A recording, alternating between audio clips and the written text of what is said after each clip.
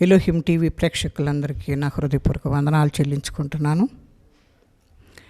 జీవము కలిగిన దేవుని కృపావర్షం మనందరిపై సమృద్ధిగా కురియునుగాక. పరంగీతములని శ్రేష్టమైన గ్రంథాన్ని గురించి గత కొన్ని మాసములుగా ధ్యానం చేస్తూ ఉన్నాం. గత కొన్ని దినముల నుండి పరంగీతం 2-3 వచనాన్ని మనము ధ్యానం చేసుకుంటూ ఉన్నాం. అదే భాగాన్ని ఈ దినాన్న ధ్యానం చేసుకున్నాం. అడవి వృక్షములలో జలధర వృక్షం ఎట్లున్నదో పురుషులలో నా ప్రియుడు అట్లు ఉన్నాడు. చిన్న ప్రార్థన చేసుకున్నాం. పరిశుద్ధుడా, ప్రేమ కలిగిన తండ్రి, జీవము కలిగిన మా యేసయ్య, జ్ఞానాత్మ మీకు స్తోత్రాలు. జ్ఞానమిచ్చు ఆత్మ, శక్తినిచ్చు ఆత్మ నీకు స్తోత్రాలు. ఈ దినము కొరకై స్తోత్రాలు. ఈ దినములో ఉన్న ప్రతి పరిస్థితిని బట్టి నీకు వందనాలు నాయన. సజీవులుగా నాయన ఈ దినము వరకు సురక్షితంగా ఉంచారు. అందును బట్టి నీకు కృతజ్ఞతలు. రాబోయే దినముల కొరకు నీకు వందనాలు చెల్లిస్తున్నాం. వాక్యము మీదయ్యున్నది, వినువారు నీ బిడ్డలై ఉన్నారు. వాక్యమును ప్రత్యక్షత గల ఆత్మను మీరు దయచేయండి. మీ జ్ఞానాత్మతో నింపండి ప్రభువా. నా నోటికి బోరగా ఉండండి. మీరు నాలో ఉండండి, నాతో ఉండండి. నా చుట్టూ ఉండి నాయన మీరు మమ్మల్ని ఆవరించి మాట్లాడుచుండగా కావలసిన కృపను మీరు విడుదల చేసి, అయా నీలో సహవాసం చేయటకు కావలసిన కృపను మీరు విడుదల చేసి నీ నామానికే మహిమ, ఘనత, ప్రభావములు పొందుకోమని యేసు పరిశుద్ధ నామమును అడిగి వేడుకుంటున్నాం తండ్రి. ఆమేన్. దేవునికి స్తోత్రం కలుగునుగాక. ఈ దినము కూడా పరంగీతంలో 2వ అధ్యాయము 3వ వచనాన్ని చదువుకున్నాం. అడవి వృక్షములలో జలధర వృక్షం ఎట్లున్నదో పురుషులలో నా ప్రియుడు అట్లా కనబడుచున్నాడు ఉంది. ఇక్కడ అడవి వృక్షమును మనము జ్ఞాపకం చేసుకున్నట్లయితే, అడవి వృక్షాన్ని మనము దేవుని వాక్య భాగంలో కూడా మనుషులకు పోలికగా చూపించారు. ఒక వ్యక్తికి చూపించినట్లుగా చూస్తూ ఉన్నాం. అడవి వృక్షం అనేది ఒక కుటుంబమునకు, లేక ఒక వంశమునకు, లేక రాజ్యమునకు సూచనగా బైబిల్లో ఆయా సందర్భాల్లో, ఆయా స్థలాల్లో సూచించినట్లుగా బైబిల్ గ్రంథంలో చూస్తూ ఉన్నాం. ఆ రీతిగా ప్రస్తావించబడింది కూడా. ఆ రీతిగానే ఈ సందర్భంలో ప్రస్తావించబడిన వృక్షములు వ్యక్తులనే సూచించుచున్నవి కనుక ఎందుకు అలాగున సూచించారు అని మనం చూస్తే, అడవి వృక్షములలో జలధర వృక్షం ఎట్లున్నదో పురుషులలో నా ప్రియుడు అట్లున్నాడు అను మాట వలన లోకమంతటిలోనూ ఉన్న అవతార పురుషులు అనబడిన వారందరూ అడవి వృక్షములుగాను, నా ప్రియుడనగా యేసుక్రీస్తు మరి ఆ అవతారముల మధ్య జలధర వృక్షముతో పోల్చి మరి ఎంచబడిన వాడుగా మనకు కనబడుతున్నాడు. ఈ లోకంలో ఎంతమంది ఉండినా ఆ అడవి వృక్షములలో జలధర వృక్షము అయిన యేసుక్రీస్తు ఎంతో ఉన్నతముగా కనబడుతున్నట్లుగా మనము చూస్తూ ఉన్నాం. అట్లా దేవుడు మనకు కనబడటానికి గల కారణము ఏంటి అని అంటే, ఆయన ప్రత్యేకించబడి పాపము లేనిగాడు వాడిగా ఉండుటను బట్టి నిన్ను నన్ను రక్షించడానికి ఆయన సిద్ధపడి ఉన్నాడు కనుక ఆయన ఆ రీతిగా ప్రత్యేకమైన వాడిగా ఎంచబడినట్లు మనం చూస్తూ ఉన్నాం. లోకంలోని అవతారమూర్తులందరూ అడవి వృక్షములుగా పోల్చబడుటకు కారణం, అడవి వృక్షములు అనగా ముండ్లతో నిండి నిష్ఫలములై కేవలము వంట చెరుకుగా మాత్రమే పనిచేయటానికి అవి పనికి వచ్చేవిగా ఉండే. ముండ్లతో నిండి ఉండుట అనగా జన్మ, కర్మ, పాపము కలిగి ఉండుట అని మనము అర్థం చేసుకోవాలి. నిష్ఫలము అనగా నీతి లక్షణములు, సద్గుణములు ఏమాత్రమును కనబడని స్థితి అని మనము అర్థం చేసుకోవాలి. లోకములోనున్న మహాపురుషులు, అవతార పురుషులని ఎంచబడుచున్న వారందరూ కూడాను పాపములోనే జన్మించి, పాపములోనే జీవించి, పాపంలో నుండియే మరణించి తమ జీవితమును చాలించినట్లుగా మనం చూస్తున్నాం. కనుక యేసే జలధర వృక్షము అనగా యాపిల్ వృక్షము, యాపిల్ చెట్టు బహు శ్రేష్టమైనదిగా మనకు కనబడుతూ ఉంది. యాపిల్ పండు మరింత శ్రేష్టముగా మనకు కనబడుతుంది. దానిని మనము ఎంతో ఖరీదు పెట్టి మనం కొనుక్కుంటూ ఉంటాం. దాని నీడ ఇంకా శ్రేష్టమైనట్లుగా చూస్తూ ఉన్నాం. కనుక యేసుక్రీస్తు జన్మ కర్మ పాపము లేకుండా అతి పరిశుద్ధుడుగా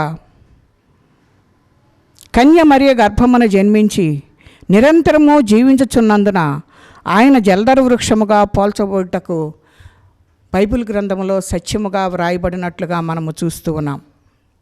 3 దినములు విమర్శింపబడిన తరువాత ఆయనలో ఏ దోషము కనబడలేదని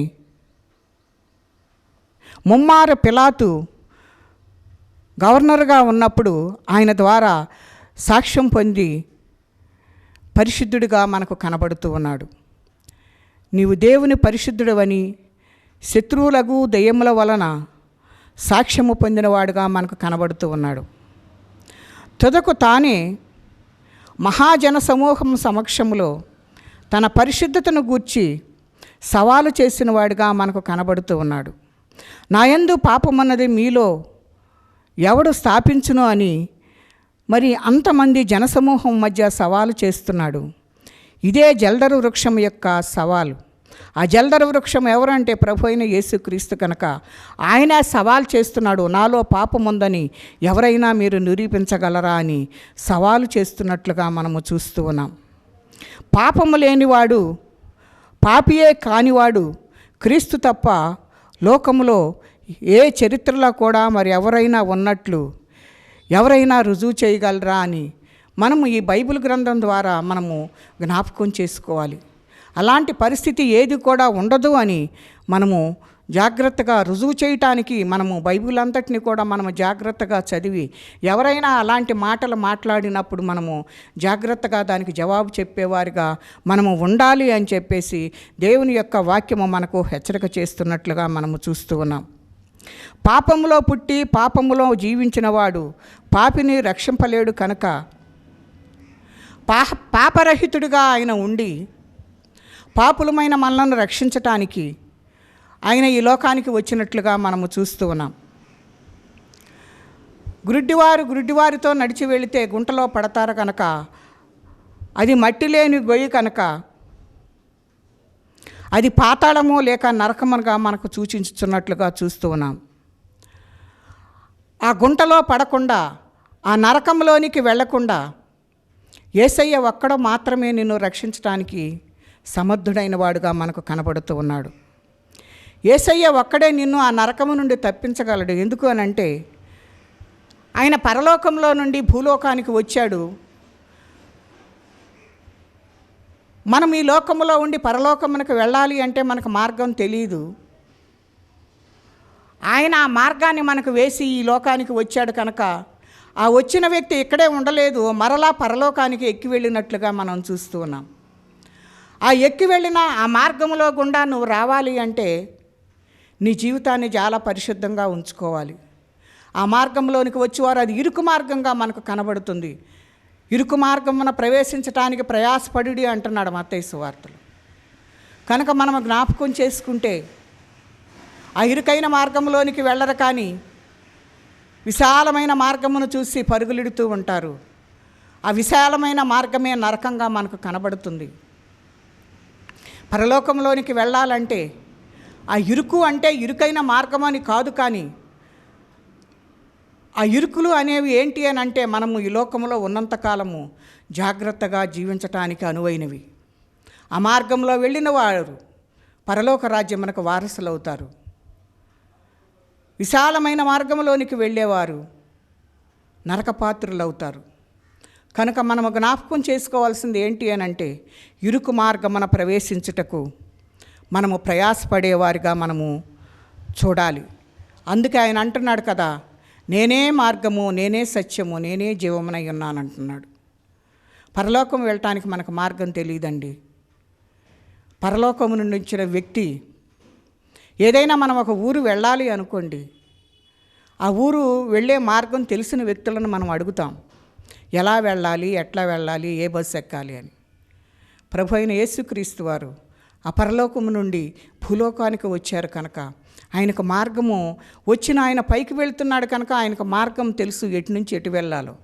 నువ్వు ఆయన దగ్గర కూర్చుంటే నీకు ఇవన్నీ కూడా ఆయన తెలియజేసి ఆయన మార్గంలోనికి నిన్ను నడిపించి ఆ పరలోక రాజ్యంలోనికి నిన్ను వారసురాలుగా చేయటానికి ఆయన ఇష్టపడుతున్నాడు. అందుకని అంటున్నాడు కదా, ఇక ఏ మార్గము లేదు, నేనే మార్గం, నేను అక్కడనే వచ్చాను, నేనే వెళ్ళాను, నువ్వు ఆ మార్గంలోనికి రావాలి అనేదే ఆయన ఈ భూలోకములో మరి 33.5 సంవత్సరములు జీవించి ఆయన ఎలాగున జీవించాలో, మనందరము ఈ లోకంలో ఎలాగ ఉండాలో, ఎంత పవిత్రంగా దేవునికి ఇష్టలుగా జీవించాలో, ఆయన చూపించిన ప్రేమను మనం ఎలాగున ఇతరుల ఎడల వ్యక్తం చేయాలో అవన్నీ కూడాను 33.5 సంవత్సరములే ఈ భూమి మీద ఉండి అవన్నీ కూడాను మనకు చూపించి ఆ రీతిగా మీరు కూడా జీవించాలని చూపించి మరలా పరలోక మార్గమునకు వెళ్ళినట్లుగా మనం చూస్తూ ఉన్నాం. ఆ మార్గంలో నుండే నువ్వు వెళ్ళాలి కనుక ఆ మార్గంలోనికి నువ్వు రావాలి అని దేవుడు నిన్ను నన్ను హెచ్చరిక చేస్తున్నట్లుగా మనం చూస్తూ ఉన్నాం. యేసయ్య ఒక్కడే కనుక మనకు ఆ మార్గము తెలిసిన వ్యక్తి. ఆయనను వెంబడించి మనం వెళ్ళినట్లయితే ఆ మార్గం ఏంటో మనకు తెలుస్తుంది అని దేవుని యొక్క వాక్యము మనకు హెచ్చరిక చేస్తుంది. ఆయనను ఆశ్రయించాలని ఆయన ఎంతో నిన్ను కోరుకుంటున్నాడు కనుక నువ్వు ఆయన ఆశ్రయించినప్పుడు ఆయన నిన్ను తన నిర్దోష రక్తముతో కడిగి నీ పాప శాపముల నుండి నిన్ను విముక్తిని చేయుటకు మాత్రమే కాక ఆయన నీడలో నీకు శాంతి, విశ్రాంతి లభించేటట్లుగా చేయటానికి ఆయన ఇష్టపడుతూ ఉన్నాడు. ఎవని వల్ల రక్షణ కలుగదు, ఈ నామముననే అంటే యేసు నామముననే రక్షణ కలుగును అని వాక్యం బోధిస్తూ ఉంది. ఆయన నామమే మోక్షదేశ నామము, అదే మోక్ష నామముగా మనకు కనబడుతుంది. అందువలన అది పవిత్ర దేవుని నామంగా మనకు కనబడుతుంది. కనుకనే అనేకులైన పాపులను విమోచించుటకు శక్తి కలిగిన నామంగా మనకు కనబడుతుంది. అన్ని నామముల కంటే పైనామముగా మనకు కనబడుతూ ఉంది. కనుక శక్తినిచ్చు ఆత్మ, జీవమిచ్చు ఆత్మగా మనకు కనబడుతున్నాడు, బలమునిచ్చు ఆత్మగా మనకు కనబడుతూ ఉన్నాడు. ఆయన చేసినవన్నిటినీ మనము జాగ్రత్తగా సరిచేసుకుంటూ ఉండాలని, మరి ఎలాగో ఆయన మనకు నేర్పించిపోయాడో ఆ బాటలో మనందరము నడవాలని ఆయన ఎంతగానో కోరుకుంటూ ఉన్నాడు. కనుక అన్ని నామముల కంటే పైనామము ఆయనదే. కనుక ఈ యేసునామము ఎంతటి ఘోర పాపినైనా కూడా మరి రక్షణనిచ్చి ఆ పాపం మనంతటిని ఆయన వీపు మీద వేసుకుని ఎన్నటికి నీకు వాటిని జ్ఞాపకం చేసుకోకుండా ఉండి రక్షణ అనే అనుభవాన్ని నీకు ఇచ్చి మరి దేవుడు నిన్ను రక్షించడానికి ఇష్టపడుతూ ఉన్నాడు. కనుక ఈ నామము రక్షణ ఒక్కటే కాదు, కానీ ఎట్టి రోగికైనా కూడా స్వస్థత కలుగు చేసే నామముగా మనకు కనబడుతున్నట్లుగా మనం చూస్తూ ఉన్నాం. స్వస్థత కాదండి, రక్షణ కాదు, ఇంకా ఎన్నో రీతిలుగా నిన్ను కాపాడుతూనే ఉన్నాడు. నిన్ను స్వస్థపరిచే దేవుడుగా ఉన్నాడు. అందుకే అంటున్నాడు, నిన్ను స్వస్థపరిచే యెహోవాను నేనే అని వాగ్దానం ఇచ్చాడు. ఆయన్ని స్వస్థపరిచే నామము కనుక ప్రతి రోగిని, ఎంతోమందిని బాగు చేసిన దేవుడుగా మనకు కనబడుతూ ఉన్నాడు. ఆయన ఉమ్మిలో స్వస్థత ఉంది, చూపులో స్వస్థత ఉంది, వస్త్రపు చెంగులో స్వస్థత ఉంది. ఆయన ప్రతి అణువు కూడా మనకు స్వస్థత ఇవ్వటానికి ఇష్టపడుతుంది. అందుకనే ఆయనలో ఉన్న రక్తమంతా నీ కొరకు నా కొరకు దారపోసినట్లుగా మనం చూస్తూ ఉన్నాం. అది క్షమించే నామంగా మనకు కనబడుతూ ఉంది. రక్షణ ఇస్తుంది, స్వస్థతనిస్తుంది, క్షమిస్తుంది, నీ మీద ప్రేమ చూపిస్తుంది. కనుక ఆ నామమును బట్టి నువ్వు నడుచుకోవాలని దేవుడు ఎంతగానో నిన్ను నన్ను కోరుకుంటున్నాడు. కనుక ఆనందభరితనై నేను అతని నీడను కూర్చుంటుని, అతని ఫలము నా జెహ్వకు మధురము. యేసును ఆశ్రయించువారు ఆయన నీడను ఆశ్రయించువారై ఉన్నారుగా. కనుక ఆ నీడను వారు కూర్చుంటుట మనము జ్ఞాపకం చేసుకుంటే ఆ నీడలోనికి ఎవరైతే వెళతారో వారికి విశ్రాంతిని దేవుడు ఇస్తున్నట్లుగా మనము చూస్తూ ఉన్నాం. అట్టి విశ్రాంతి నొందిన వారు ధన్యులు అని చెప్పేసి దేవుని యొక్క వాక్యము మనకు హెచ్చరిక చేస్తుంది. అందుకే జలధర వృక్షమైన వాడు మరి ఇంకా ఎవరు లేరు కనుక మనం ఏం చేయాలి అని అంటే అది నాడు నేడు ఆహ్వానిస్తూనే ఉంది. అప్పుడు ఎప్పుడు కూడాను నా నీడకు వచ్చి నువ్వు విశ్రాంతి తీసుకో అని చెప్పేసి మరి అక్కడ వాక్య భాగము మనకు హెచ్చరిక చేస్తూ ఉంది. అందుకనే మత్తయి సువార్తలో ప్రయాసపడి భారం మోసుకొనుచున్న సమస్తమైన వారలారా నా యొద్దకు రండి, నేను మీకు విశ్రాంతిని కలుగు చేస్తాను అని చెప్పేసి దేవుని యొక్క వాక్యము నిన్ను నన్ను ఆహ్వానం పలుకుతూ ఉంది. ఆ జలధర వృక్షపు నీడలోనికి నువ్వు రావాలి అని దేవుడు నిన్ను నన్ను ఎంతగానో కోరుకుంటున్నాడు. నువ్వు ఆ నీడకు రావటం లేదు, కానీ ముళ్ళ నీడకు వెళ్ళటానికి ఇష్టపడుతూ ఉన్నావు. ముళ్ళ నీడకు వెళ్తే ఏం జరుగుతుంది? ముళ్ళను ఆశ్రయిస్తే, ముళ్ళ చెట్లను ఆశ్రయిస్తే ఏమొస్తుంది అంటే, ముళ్ళ చెట్ల నీడను ఆశ్రయిస్తే ఆ చెట్టు క్రింద శాంతి విశ్రాంతి లభ్యము కాకపోగా ముళ్ళే నీకు గుచ్చుకుంటాయి. కనుక ఆ చెట్లు నీడను ఆశ్రయించొద్దు అని చెప్పేసి దేవుడు నీకు నాకు హెచ్చరిక చేస్తూ ఉన్నాడు. దాని అర్థం ఏంటి అని అంటే, నీవు నీ వంటి పాప పురుషుని, పాపి అయిన అవతారమూర్తిని ఆశ్రయించితే నీ పాపముల పరిహారము కావు అని, అలా పరిహారం కాకపోకుండా అతని పాపములను, వాళ్ళు చేసిన పాపాలనే ముళ్ళు కూడా నీకు గుచ్చుకొనక తప్పవు అని దేవుని యొక్క వాక్యము మనకు హెచ్చరిక చేస్తుంది. ఎప్పుడైతే ఆ పాపపు ముళ్ళు మళ్ళా నీకు గుచ్చుకుంటూ ఉంటాయో అప్పుడు నీకు అశాంతి, అనెమ్మది దొరుకుతుంది. అది తీవ్ర రూపం దాల్చింది అని అంటే ఏవేవో ఆలోచనలోకి త్రోవ తప్పిపోవటం జరుగుతుంది. కనుక ముళ్ళ చెట్లు నీడను ఆశ్రయించవద్దు అని దేవుని యొక్క వాక్యము మనకు హెచ్చరిక చేస్తూ ఉంది. ఆ ముళ్ళ చెట్లు నీడకు నువ్వు వెళితే ఆ ముళ్ళే నిన్ను గుచ్చుకుంటే, ఆ పాపం అనే ముళ్ళు నిన్ను గుచ్చుకొని మరింత బాధ పెడుతూ ఉంటుంది. ఆ పాపం అనేది నీలో ఉంటే ఆ పాపం ఇంకా నిన్ను ఎన్నో రీతిలుగా బాధ పెడుతూ ఉంటుంది. ఒక పాపం చేస్తే ఇంకొక పాపం చేస్తారు. దావీదును జ్ఞాపకం చేసుకుంటే మరి ఉరియా భార్యను తీసుకుని వచ్చిన తర్వాత మరలా తన భర్తను కూడా చంపించాడు. ఒకటి చేసిన తర్వాత ఇంకొకటి చేసిన తర్వాత ఇంకొకటి, అలా తప్పు వెంట తప్పు చేస్తూనే ఉన్నాడు. అంటే పాపం అనేది గనక మన జీవితంలోనికి గనక వచ్చిందంటే తప్పు తర్వాత తప్పు, ఒకదాని తర్వాత ఒకటి మనము ఏదో ఒకటి చేస్తూనే ఉంటాం. కనుక ఆ ముళ్ళ చెట్టు నీడకు నువ్వు వెళ్ళొద్దు అని దేవుడు మనల్ని హెచ్చరిక చేస్తున్నాడు. ఆ పాపం అనే ముళ్ళు గుచ్చుకున్నప్పుడు దావీదు ఎంతగానో కన్నీరు కార్చాడు, పశ్చాత్తాపడ్డాడు. తన కన్నీరు పరుపు తేలిపోయినట్లుగా, తన కన్నీటిని మరి ఏడ్చినట్లుగా, కన్నీరు విడిచినట్లుగా మనము చూస్తూ ఉన్నాం. ఎందుకు అనంటే అది పాప ఫలితంగా మనకు కనబడుతుంది. నువ్వు పరిశుద్ధుడిగా జీవిస్తే నీకు ఎలాంటి ఇబ్బంది లేకుండా నువ్వు నెమ్మది కలిగి జీవిస్తావని జలధర వృక్షపు నీడకు నిన్ను రమ్మని పిలుస్తున్నాడు. ముళ్ళ చెట్ల నీడ దగ్గరకు వెళితే ఆ పాపము నిన్ను ఈ రీతిగా వేధిస్తూ నీ మనసుకు నెమ్మది లేకుండా, శాంతి లేకుండా, అసమాధానంతో నిన్ను నింపుతుంది. కనుక ఆ చెట్టు నీడను ఆశ్రయించవద్దు అని దేవుని యొక్క వాక్యము మనకు హెచ్చరిక చేస్తుంది. కనుక జలధర వృక్షమును కనుక నువ్వు ఆశ్రయించితే ఆ వృక్ష ఛాయలో నీకు నెమ్మది, విశ్రాంతి లభ్యమవుటయే కాక ఆ వృక్షము తన మధురమైన అతి శ్రేష్టమైన విలువైన యాపిల్ ఫలములను నీకు ఇచ్చేదిగా కనబడుతుంది. అందుకే అతని ఫలము నా జిహ్వకు మధురము. ఆ ఫలాలు ఏంటి అని అంటే ఆయన మాటలుగా మనకు కనబడుతూ ఉన్నాయి. ఆ మాటలు నీ జిహ్వకు అంటే నీకు ఎంతో రుచికరంగా కనబడుతాయి. అది రుచిని చూచేది. జిహ్వ అంటే రుచి తెలుసుకునేది. దేవుని యొక్క మాటలలోని మాధుర్యం, ఆ మాధుర్యంలో ఉన్న మకరందం, ఇవన్నీ కూడాను నీకు ఎంతో ఇష్టంగా ఉన్నట్లుగా మరి ఇక్కడ ప్రియురాలు తన ప్రియుని గురించి మాట్లాడుతున్నట్లుగా మనము చూస్తూ ఉన్నాం. అందుకనే అంటుంది కదా, అతని ఫలము నా జిహ్వకు మధురము అను మాట మరి ఇక్కడ మనము చూస్తూ ఉన్నాం. యేసు అను జలధర వృక్షమును ఆశ్రయించి, ఆయన నీడను ఆశ్రయించి విశ్రాంతి నుండి ఆయన శ్రేష్ఠ ఫలములు కనుక మనము భుజించినట్లయితే అక్కడ జరిగేది ఏంటి అని అంటే నీకు నెమ్మది దొరుకుతుంది అని దేవుని యొక్క వాక్యము మనకు హెచ్చరిక చేస్తుంది. కనుక ఆయన నీడలోనికి చేరి ఆయన ఇచ్చే ఫలాలను భుజించి బలము పొంది వర్ధిల్లాలి అని దేవుడు ఎంతగానో ఆశపడుతూ ఉన్నాడు. అలాంటి బలము కొరకు నిన్ను నన్ను పిలుస్తూ ఉన్నాడు. ఇదే ఆయన యొక్క ఆశయముగా మనకు కనపడుతుంది. కనుక జలధర వృక్షమైన యేసుక్రీస్తు నీడకు మనము రావాలి అని జ్ఞాపకం చేస్తూ ఉన్నాడు.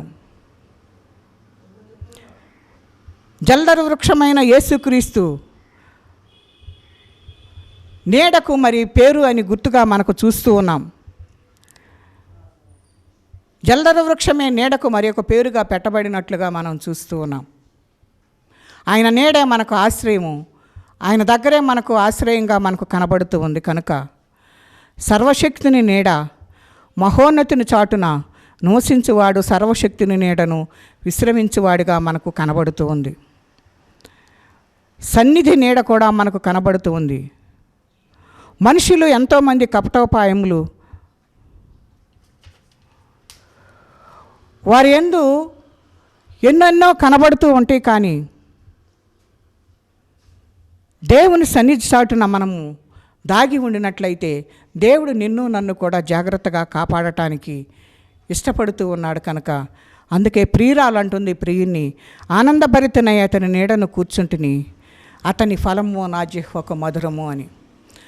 ఆయన నీడలో కూర్చొని జిహ్వకు మధురమైన ఆ ఫలములను భుజిస్తూ పరలోక రాజ్యమునకు వారసులమగుదాం. అట్టి కృపా పరిశుద్ధాత్మ దేవుడు మనకు తోడై ఉండి నడిపించునుగాక. దేవుడు ఈ కొద్ది మాటలు మన వినికిడిలో దీవించి ఆశీర్వదించునుగాక. ఆమేన్. ప్రార్థన చేసుకుందాం.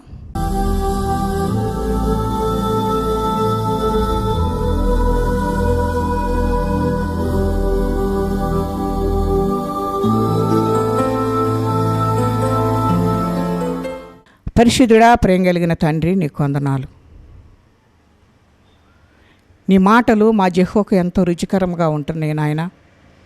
నీవు ఉత్తముడవని రుచి చూచి తెలుసుకోవటానికి మాకు సహాయం చేయండి. జల్దర వృక్షమైన యేసయ్య నీడలో కూర్చొని ఆ ఫలములను భుజించుచు ఆనందముతో నీ సన్నిధిలో ఉండటానికి మమ్మల్ని అందరినీ సిద్ధపరచండి నాయన. నీ నీడలోనే మాకు ఆశ్రయం. వేరే ఎక్కడికి వెళ్ళినా ప్రభువా ఆ ముళ్ళు మాకు గుచ్చుకుంటవి నాయన. మేము ఈ లోకంలో పడిపోతాము. కనుక అట్టి స్థితి నుంచి మమ్మల్ని అందరినీ విడిపించండి. ఆ ముళ్ళ చెట్ల నుండి మమ్మల్ని విడిపించి ఆ నరకమనే గుంటలో పడకుండా నీ పరలోక రాజ్యమునకు వారసులముగా అగునట్లు సహాయం చేయండి. మీరు మాకు మార్గం చూపించి వెళ్ళారు. ఆ మార్గంలో గుండా మేము మరలా నీ యొద్దకు రావటానికి మాకు సహాయం చేయండి ప్రభువా. నీ మార్గము నాయన ఎంతో సత్యమైనది కనుక ఆ సత్య మార్గంలో మమ్మల్ని అందరినీ నడిపించండి అయ్యా.